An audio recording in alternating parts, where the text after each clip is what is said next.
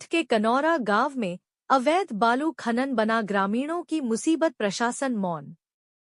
महोपकंठ कोतवाली क्षेत्र के कनौरा गांव में अवैध बालू खनन की समस्या दिनों दिन गंभीर होती जा रही है।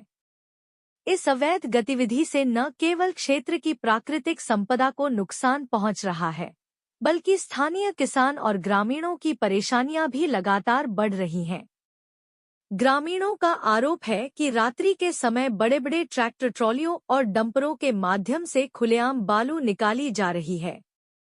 इससे खेतों के किनारे टूटने लगे हैं और कई बार खनन के कारण खेतों में पानी भरने जैसी समस्या भी सामने आ चुकी है। इसके अलावा भारी वाहनों की आवाजाही से गांव की सड़कों की हालत बद से बदतर हो गई है।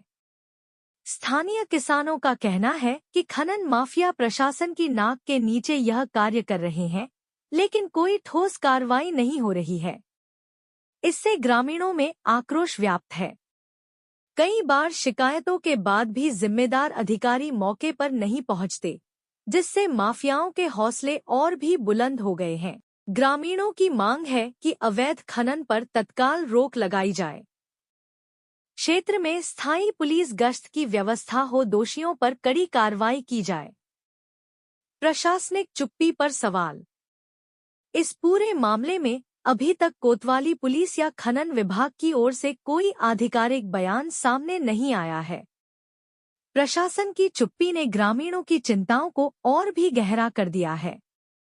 जनपद महोबा से हरी सिंह राजपूत की खास रिपोर्ट। हमारे खेत है। अच्छा, क्या नाम है आपका? हमारा अखिलेश अहरवार है। हमारे पिताजी का नाम श्रीमान सुमेरा अहरवार। अच्छा। ये लोग यहाँ से लेके वहाँ तक हमारे खेत पूरे काट चुके हैं। अच्छा। तो हम लोग मना करते हैं तब भी ये मानते नहीं हैं। वो कहते हैं कि चाहे जहाँ चले जाओ, और ये लोग हमारा नुकसान भी करते हैं। कहीं पाइप फाड़ जाते, कहीं कुछ फाड़ जाते, और उल्टी सीधी धमकी भी देते हैं। अच्छा। कि हमारा कोई क्या कर लेगा।